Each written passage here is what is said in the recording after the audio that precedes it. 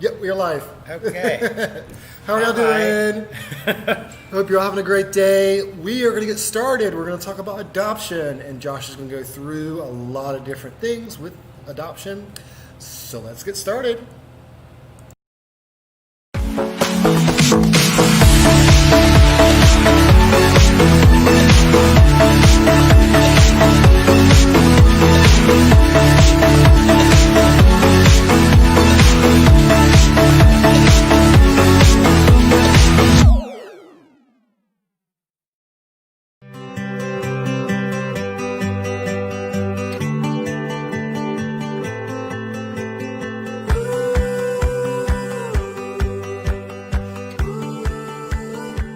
We exist to provide a haven for those who fall through the cracks, to provide liberation to those once trapped by their circumstances.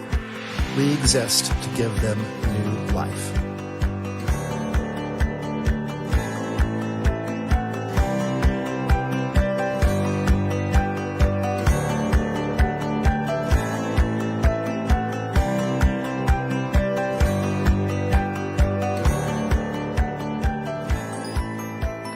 We want the world to know that they are not a number, not a meal, not here for our entertainment. They are each an individual, deserving of all the love and care we can give them.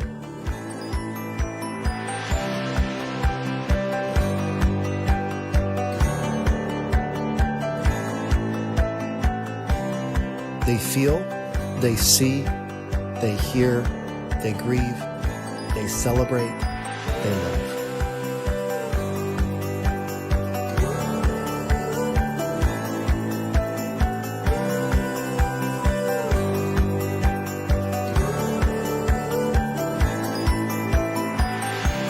They will never be abandoned, hungry, abused, or neglected again. They will always have shelter and a place to call home.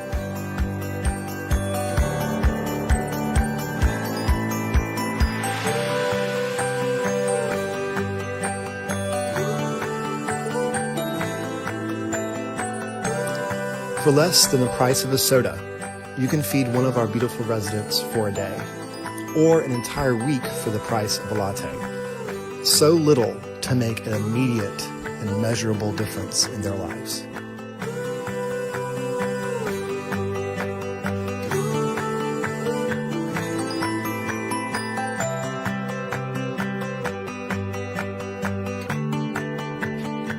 We need you.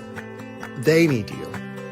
Let's keep them happy and healthy, and let's save even more in the years to come.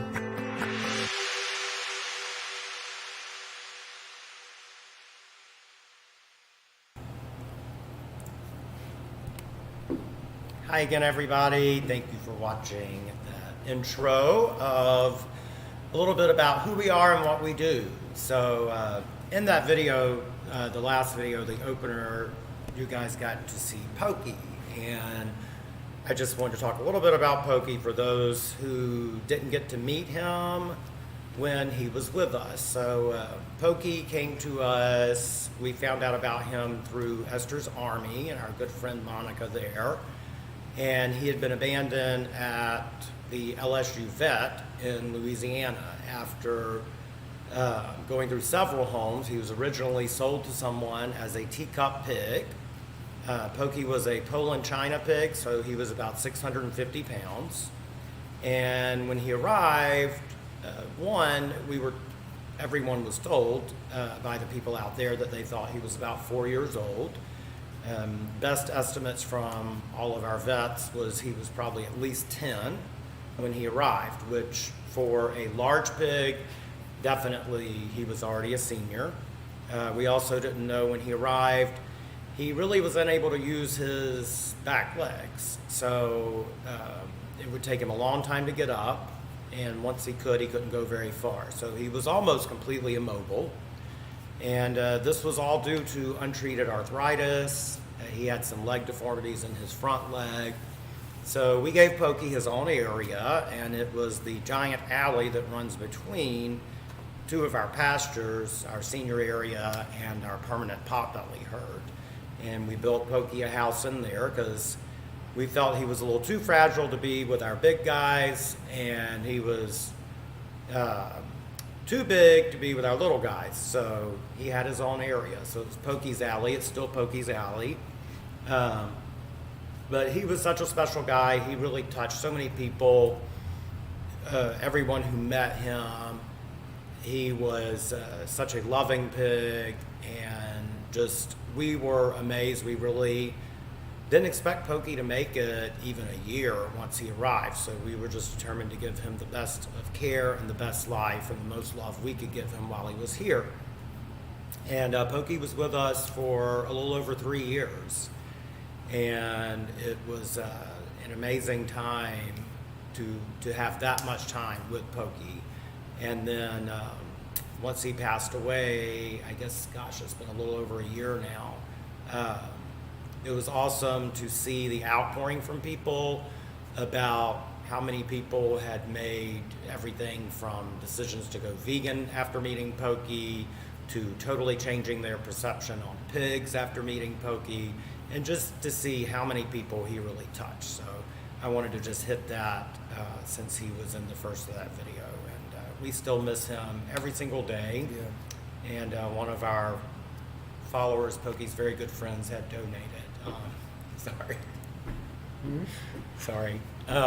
Had donated for us to build a pavilion for Pokey. So where Pokey's house was in the alley, we now have Pokey's pavilion, so that once we open up, people can come back out and sit there and enjoy that. You can see almost the entire farm from that pavilion. We're going to screen it in, have a table out there so people can relax, and then a plaque for Pokey and a little bit about him. So those who did not get to meet him will get to still learn about him, and his legacy will continue touching people's lives.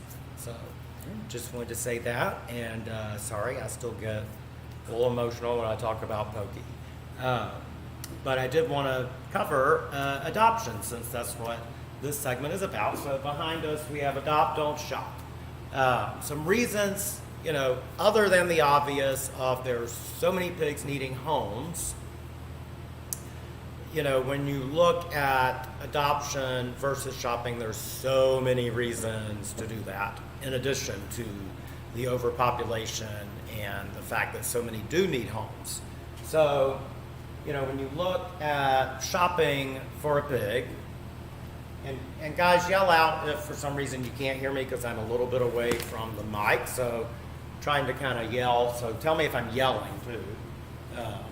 Just make sure it hits the top yellow. Top yellow. Yeah. That feels like I'm yelling, but hopefully I'm not. Let me know if it is. So if someone is to shop for a pig, now you can find them with backyard breeders promising them to be nano pigs or teacup pigs or pocket pigs. Number one, the first thing I should say is they don't exist.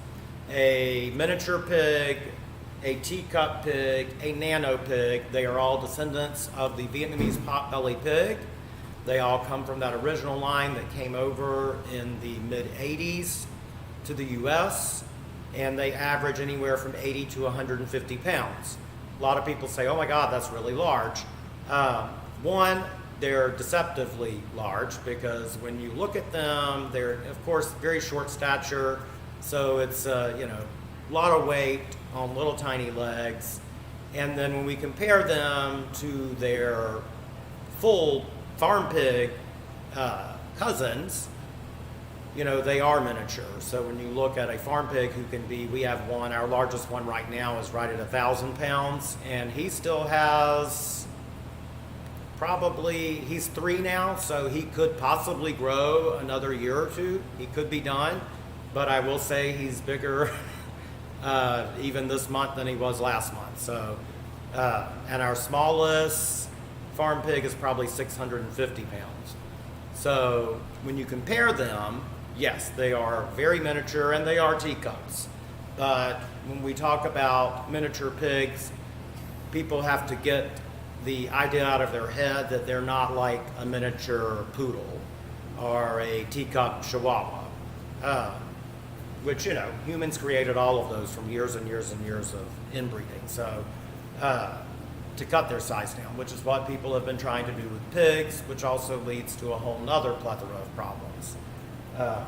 But if you're looking at shopping, you could find a backyard breeder or, a flea market pig who's going to be promised to be this wonderful tiny animal.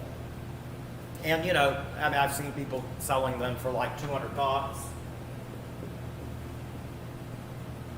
But on the other end of the spectrum, the breeders who are really, really good at marketing themselves, promising their weights, promising their sizes, advertising them as apartment pets, things like this. I have seen as much as, you can read that, sorry I messed it up, $6,000. Yes, 1,000, not 100. Yeah, thousands. And I've told our story many times.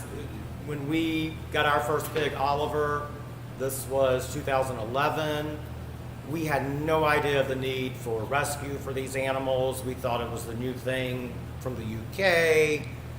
He was going to be 45 pounds full grown. He was 45 pounds at 9 months old. He's topped out now. He's 9 years old, and he weighs about 110. And, we were told many misleading things in addition to his size, his diet, what he should be eating, how much he should be eating. It was crazy. And, Evan, I had asked for a miniature pig. And so Evan got him for me for Christmas from a breeder in Florida. And he was $1,100. He was neutered, which at least they did that. Many of them don't. We were told he was 10 weeks old. After being around newborn piglets, we now know at most he was probably 3 weeks old. Way too young to be away from his mom. Breeders do this to make you think that this is, a 3-month-old pig and they're still this tiny. So by 3 months, he was quite a bit larger. They grow a lot that first year. But he was flew in on Delta Airlines, probably petrified out of his mind. And, we, thank goodness, found a lot of good groups and learned quickly what we needed to do. We like researching what we needed to do, what he needed to eat, how to train him, how to keep him happy. And then from joining a lot of those groups on social media, we found out the massive need for rescue. So after that, within the next year, we had adopted his brother, Winston, and then came Samson, and then came Hampton, and that is when basically we had those 4 when we moved to Cotton Branch to step in as the directors. And in the meantime, we worked a lot with helping find homes and rescue through Cotton Branch, rescuing as many pigs as we possibly could because we saw this massive need and we knew what it was like to be promised something that wasn't true. So shopping, basically you're paying for a lie, number 1. Number 2 is taking away a home from a pig who desperately needs a home. And when you look at adopting from us right now with all of the pigs from Operation 458, which was a big operation saving 550 pigs from Kentucky, we're charging no adoption fees for the remainder of those pigs. So we have placed almost all of them. I think we're about 75 now who still need their homes. So you're looking at our adoption fee of a big fat 0 right now because we want them to have good homes. So, when you fill out our application, you'll see it's very intensive. We ask a lot of questions. We do home checks. We do vet references. So we look at a lot of things on that application. So we're very thorough in vetting people to adopt a pig. The only charge is if they do have to travel out of state, they would need what's called a CVI or a health certificate. So the only charge is if they do need that. If you're in state in South Carolina, it's 0, they don't need those traveling papers. But if they're going to another state, they need those, and our vet is able to provide those. I think typically that's about, what, Evan? It's always under $40 typically, but it depends on the state. And so sometimes the states require maybe 2 or 3 more blood tests, and that could increase the price up to $100, just depending on how far away. But for the Southeast, you're absolutely looking at below $40. If you're outside of the Southeast, there may be additional, depending on your state's requirements. So if you're in state, it doesn't matter. Yeah, so out of state, less than 40 up to $100 for the CVIs, Yep. which is the health certificates. So that's your adoption versus shopping when it comes to cost and, of course, reasoning for adopting. The pigs are being overbred right now, and they are being sold at still an alarming rate. Yeah. So what I want to do first is I'm going to now take a little break from talking and show you one of our adoptable pigs, Liam, and then I'll be back to talk a little bit more about pig behavior. Is a pig right for you? What it's like to live with a pig? And answer questions if anybody has any too. Yeah. So guys, while we are here, go ahead and throw your questions in the comment section. We would love to answer those for you. But let's start the video. Hey everybody, it's Take Me Home Tuesday. I'm Josh and I'm here with Liam. Liam, as you see, is ready for his new home. New in the belly? You don't know? Liam is one of the Operation 458 Kentucky pigs. And he's about a year and a half old. He is neutered and ready to go. Yes. And he has the cutest little ears. Well, big ears. He's a very sweet guy. He was one in our socialization areas that came around really fast. Yes. What's he doing filming you? I know. I don't know what he's up to over there. I don't know what he's up to over there. So what kind of demeanor does he have compared to others? Liam is very sweet, very curious. He's actually a little shy, as you see around some of the other piggies. Although when he was just in his socialization pair, he was the boss. So I think he's a little upset he's not the boss over here. Are you upset you're not the boss now that you're in with everybody? So he's ready for his new home, and I think he would be good with another piggy, where he could either be boss or be bossed. And I think he'd also make a good first edition if you haven't had a pig before. He's very sweet, loves attention, don't you, buddy? And he knows his cookies. He likes his belly. So if you want to take Liam home, there's a link here in the post for our adoption application, and there's a spot for you to put his name, and we'll review the application, and if you're approved, once we open back up after quarantine, we will talk about picking him up. That's right, buddy. Say hey everybody, take me home.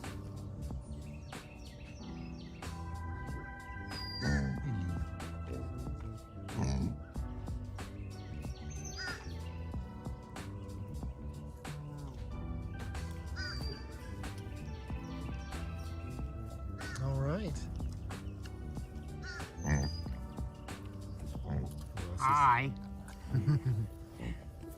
Hi. All right, y'all. That was Liam. Liam is awesome. He's still with us at the farm and still available for adoption.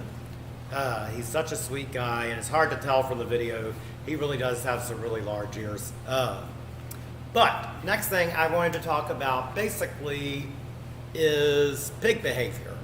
So there are some definite benefits when we talk about adoption versus shopping. One thing is, like we were saying, with Oliver, our first pig arriving at only 3 weeks old, he was taken away from his mother before she really got to teach him a lot of the things they learn. And the moms really teach the pigs a lot about even socializing and behavior. So he also was not overly socialized. You know, he was kind of used to humans, but keep in mind this 3-week-old little baby, and you know, the minute they're born, by the way, they're up and running around. It's not like dogs. Their eyes are open, they're running around, they're playing. So, you know, when he arrived at 3 weeks old, he had just flown on Delta Airlines, I guess probably under the plane, had been removed from his mom, his siblings, and is now with these 2 strangers who he doesn't know.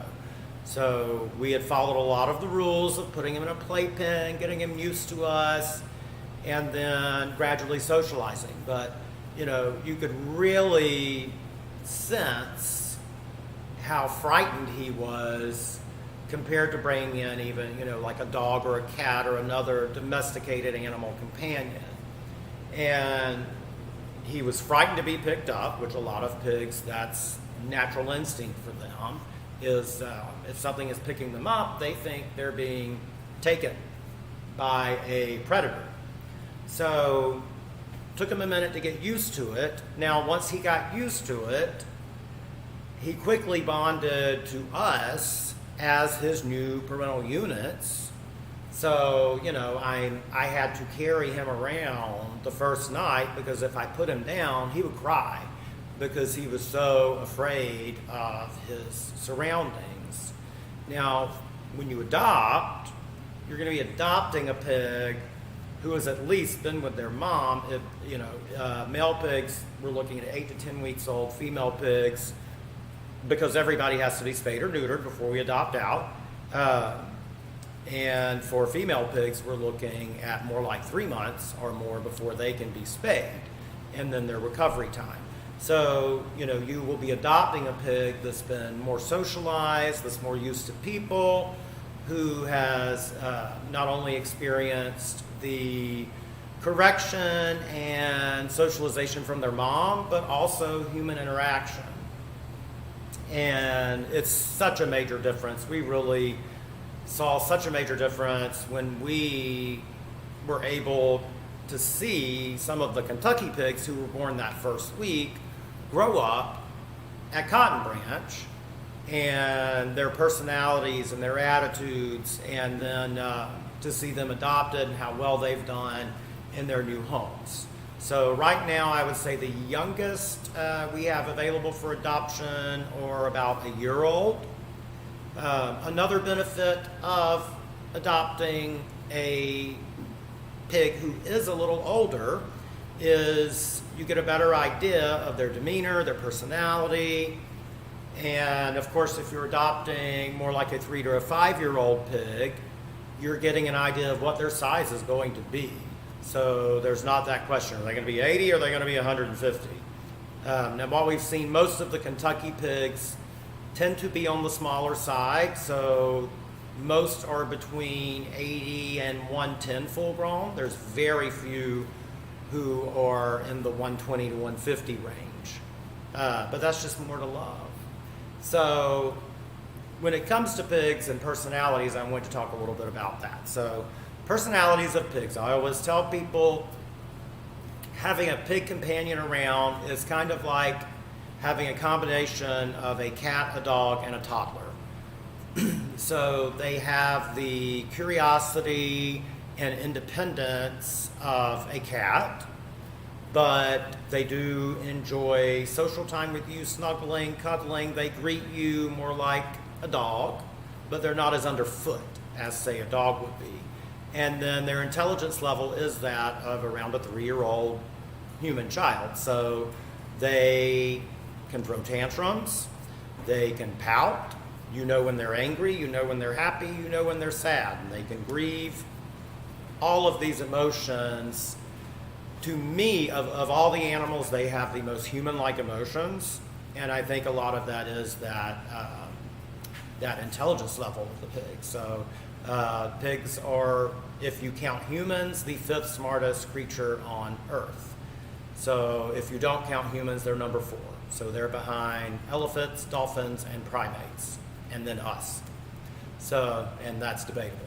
But, so it's, you're getting an extremely intelligent animal, and they crave attention, they crave interaction, they crave stimulation, they enjoy playing, and it's not as simple usually as playing with like dog or cat toys.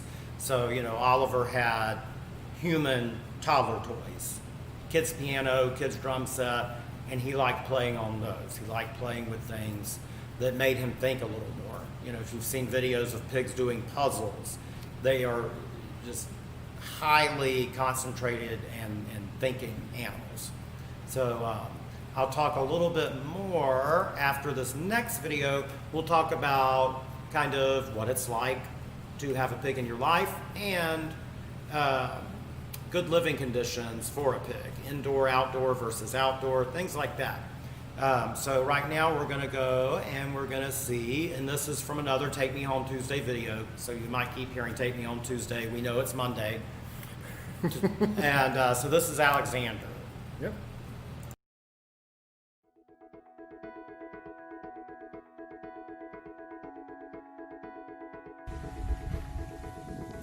I'm sitting here today with Mr.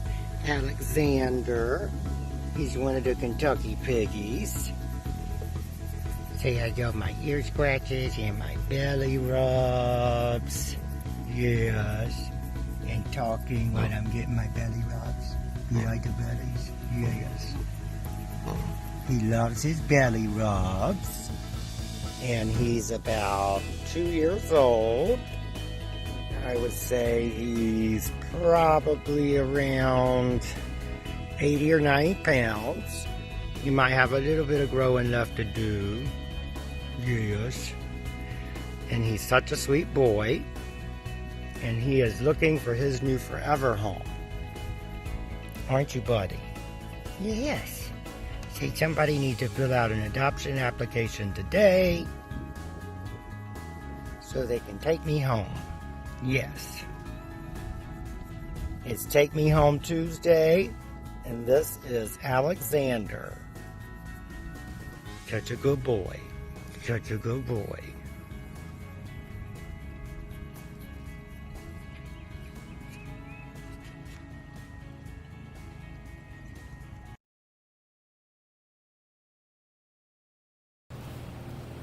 Hi everybody, that was Alexander. He also is still available for adoption. He's a little older than Liam. Still just such a super sweet guy. He is one of the Kentucky pigs too. So I wanted to touch on what it's like to have a pig as a companion. So I kind of talked about the personalities, but what are things that they need and what are benefits of indoor, outdoor, and outdoor? So I always like to tell people, we have breeders selling pigs as completely indoor companions, apartment pets who will use a litter box. Yes, you can train them to use a litter box, but once they're no longer the promised weight of 30 pounds, that's a really large litter box for a 150-pound pig, even an 80-pound pig. So they also prefer to go potty outdoors. This is one of the things that their mom trains them to do. So it was very interesting to watch when we had some of the Kentucky piglets who were born at Cotton Branch that first week that we brought them here, and watch the mom train them immediately in her med bay that they all pottied in one corner. And it was the furthest corner away from where they slept. Their food would be in the next corner and their water, and then their play area would be in the middle. And so this is how they treat their yards too. So they don't just go outside and go to the bathroom. They find a spot, and that's generally where they go every time. So it does make for easy cleanup, I will say that. When we had our two guys, it was super easy because they always went to the same spot, one corner of the yard.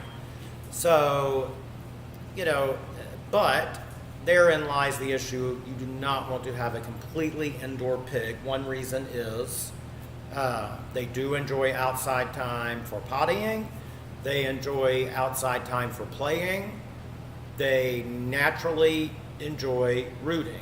So if you have a yard that you do not want them to root up, a pig is not for you unless you create a space where they can eat the grass. They will bog that area of the yard and they will root. And that is just something they enjoy. So what we did, we cut our yard in half in Charlotte, and the pigs had a huge chunk of the yard, and we had our area of the yard for when people came over, and that was our grass area. We would let them out to graze in there and then put them back in their yard. So they actually kind of mowed the lawn. When there was 2, they mowed the lawn. When there was 3, we started getting bald patches, and that's when we moved them over into their own area. And that brings me to space. I tell people basically, this is probably what, 20 by 40? 20 by 40 is a good size area for a single pig. I probably would double that for 2 pigs. And, and of course larger is even better.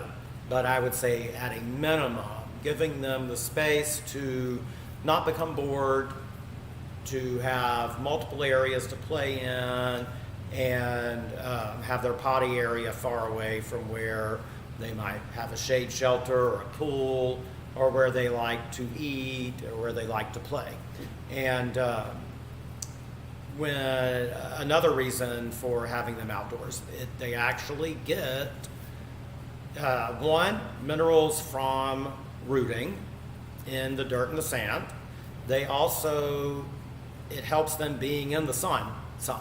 So you can tell when a pig has lived indoors, vast majority or all of the time, you can literally see the deficiencies that they have by looking around their eyes and the discoloration.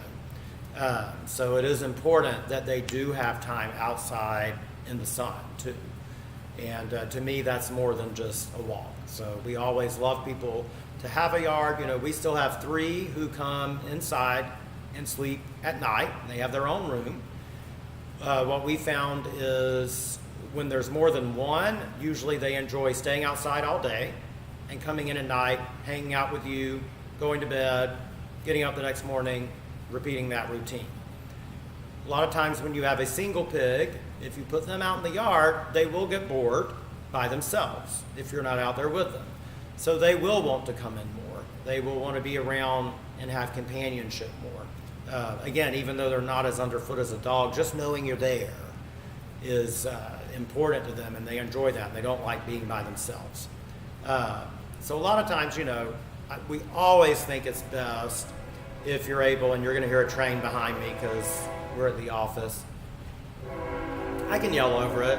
It looks like I'm still... Okay.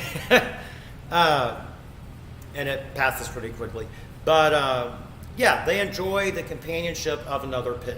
So with pig behavior, what we find a lot of times with a single pig, a lot of people who contact us and their pig is having behavioral problems, the first questions we ask are they spayed or neutered? The second question is, are they a single pig? And those are your 2 biggest indicators for pig behavior issues. An unspayed pig and an unneutered pig generally will have a lot of hormonal behavior going on, and so they can be very difficult to deal with. Single pigs, because they are herd animals. When you bring a single pig into your home, most, and I do say most, there are some who actually enjoy, I tell people, I think our first one, Oliver, probably because of us getting him at the age he was, would have probably been fine being a single pig. Like, he likes his brothers, but he really enjoys spending time with us. But most pigs, they crave that because they are a herd animal. And so when you bring them in, they look at everyone around them as part of their herd, and they want to figure out where they belong in that herd. So you, your children, husbands, wives, brothers, sisters, whatever, everyone is part of the herd to them. The other animals in the house, if you have dogs or cats, for example, they are part of that herd too.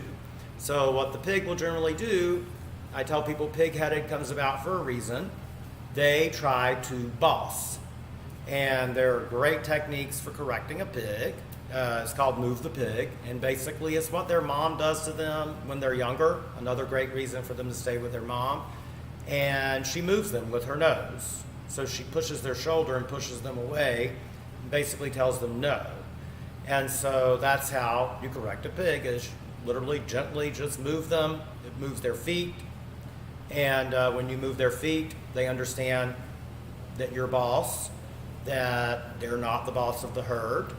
And, sometimes it's difficult for that to happen. If you have a small child, it's hard for that child to move them. This is why dogs can create an issue with pigs. And we always say you have to monitor them at all times, even if they've been best friends for 8 to 10 years.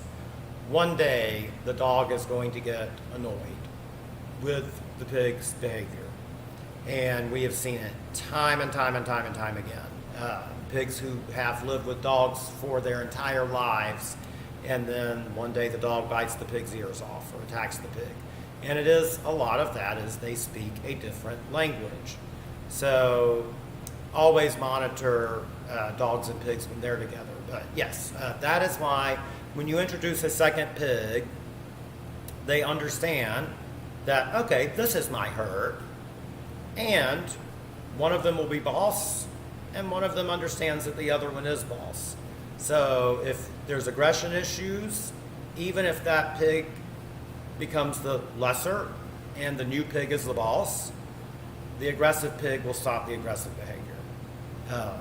So it's pretty amazing how they work. So that's generally why we recommend that they do work best in pairs or more. And plus, when you get your first pig, you're just going to want another one anyway, because that's just what happens. That's just what happens. You become a pig person, and you're the crazy pig person instead of the crazy cat person. Yep. So, but that, I think I covered a bit there with behavior, living conditions, and we're always available for answering questions like that, and definitely anyone interested in adoption. Once you fill out an adoption form, we have a phone interview too, and those are questions you can always ask in there. So how to pig-proof your home, which is basically like child-proofing your home. So there's a lot of things we could cover that I could talk all day on. Yeah. So I'll stop. So let's see, Simon, one of our other pigs, who is also still available for adoption.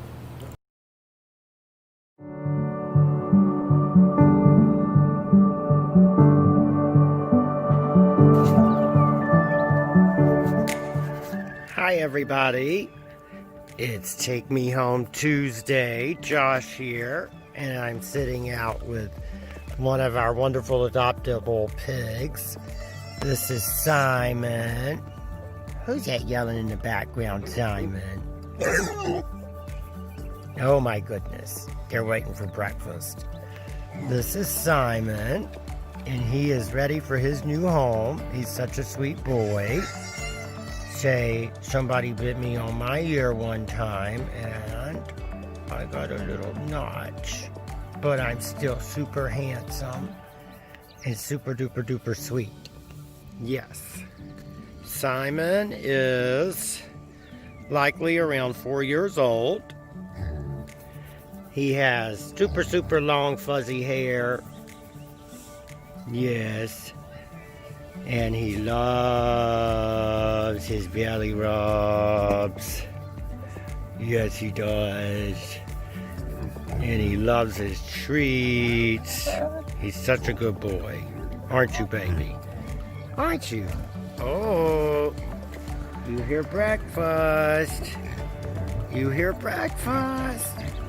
If you'd like to take Simon home, come on over and fill out our adoption application, and we will be in touch. He is ready to go. He is one of the Kentucky pigs rescued from the 550 piggy case in 2018. And you see he's a sweet, loving boy and ready to go. He said, take me home, take me home. Thanks, everybody.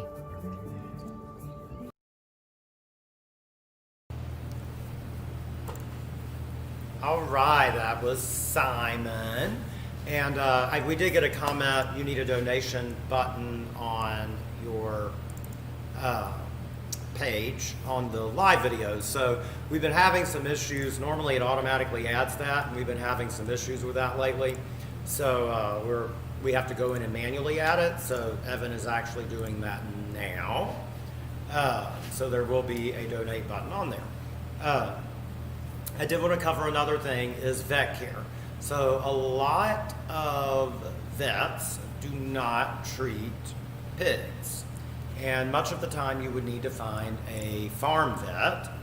And even some farm vets don't treat pigs. But, we also offer help with that. There's some great sites with finding vets who do treat pigs. Our groups. And then we also have multiple groups, and we provide lists in there. So we have, if you can check out our groups on our Facebook page. Yep.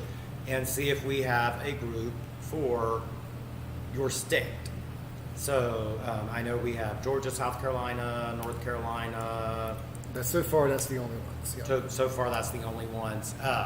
And we're adding more. So you'll be able to go in there. We have some vet lists in there. And, again, very important to find one who can treat a pig and that hopefully would be nearby. Mini Pig Info has a list, it's just not as updated. Yes, minipiginfo.com does have a list. I found that some of that is not updated. Sometimes when we've checked, those vets no longer treat pigs. So I have a question. Jenny says, I've seen on some certain pigs that they have a color on their backs like Simon. Looks like red paint on his back. Why do some have colors that seem like Well, that? Yes. yeah. It's funny because I was actually going to mention that because I noticed his was really visible, and I'm like, that's not blood. So when they get their vaccinations or shots, sometimes if they need, one, we put a dot on them of spray paint, and that lets us know who's already had their shot. So especially in the large herd, when we have 75. Now our personal permanent residents who are at the sanctuary, which is about 125, those, of course, we all know by name, and we know them very well because they've been there for so long. So we usually don't actually have to mark them. We just check them off a list. But with the Kentucky pigs, a lot of them have not been named. Some of them are not socialized. So once we do any kind of treatment, if all of them are getting it, we use a mark so we know who's had it so somebody doesn't get a double one. And then sometimes you might see a secondary color on there, and that means it could have been a treatment where they needed two separate shots. So we know everybody has everything they've needed. So that's why the paint's on there. And then I got it to go through the link, which was super easy way to make a donation. Thank you guys for all that you do, and great job at educating everyone. Thanks so much. Thank you. And Thank you. I think that must be from one of our groups because Yeah, it's from our groups. it says Facebook user. It doesn't tell me who it is, but thank you so much. We appreciate that. And, that's something we really want to do is to help educate people on these animals and on their behaviors. And so let's see, we talked about the vets. If you live in South Carolina, we know of several really good vets in this area. And then there's for really, super difficult things or major surgeries, UGA, we always recommend their veterinary hospital in Athens, Georgia, which is about 2.5 hours away from us. They're great. But they've literally saved the lives of Petunia, So many. Teddy and Alberta. Yeah. So, thanks to them, we still have these guys with us. So Yeah.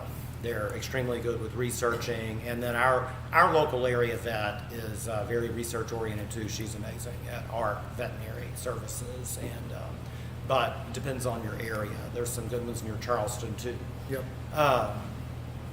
One thing, and we've been talking a lot about moving mountains. So part of that is adoption for us, because right now we have 75 extra residents still to adopt out that are normally not included in our permanent resident budget.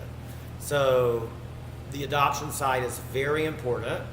Another reason for that is, it's hard for us to help with finding homes for other pigs when we still have 75 here who need their homes. So, as soon as they are adopted, that is a big chunk of the mountain that needs moving, because obviously that is, that's, normally we're about 200 residents, including at least 125 pigs, and right now we're at more like 300. Mm-hmm. So, adoption, very important. If you have ever thought about adopting, please, on the link, click on the link on this video, and that will take you to our adoption application. You can fill that out. We will be in contact. And like I said, you can ask any questions you need to know then.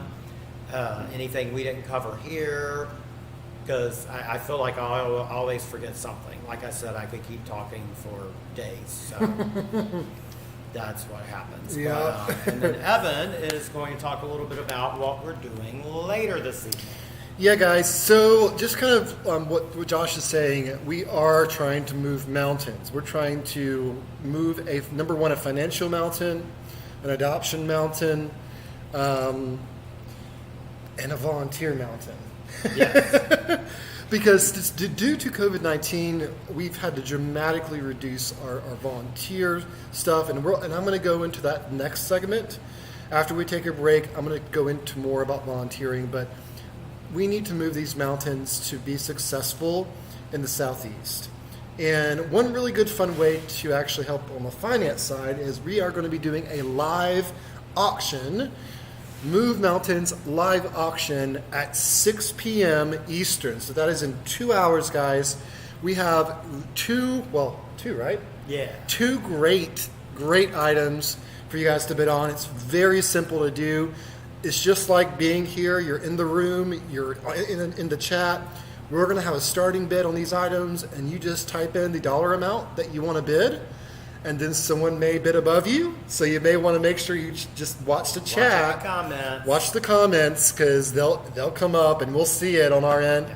And you have to do this through the Facebook page. That's the only way we can see every comment immediately. Yeah, we're only going to broadcast through our Facebook page. So if you're watching us through a Facebook group, like our auction group or volunteer group, or our some other groups. Yeah, I mean multiple groups. Twitter, YouTube, anything like that. Come to Facebook and go to our main page, and that's where you're going to actually can participate, because we're not going to go all over the place. We're going to try to make it at least somewhat organized, so we know exactly who is bidding what. Yes. So, and then the comments come in immediately with, when it's on the one platform, and we can really see all of them. Yep. And then we know who's talking too. So. Yeah, exactly. So, guys, thank y'all so much for watching. I hope that Josh laid out a ton of education that you can help with your own pig, or if you're looking to get one for your own house and your own home, and bring a companion into your life. Again, go to cottonbranch.org. It is very simple. It is on the home page. There's a button that says Adopt a Pig. Click on it. It will take you through the whole entire process. So thank you guys so much for watching. We will talk to y'all soon. I will be back talking about volunteering. All right? See you later. Bye.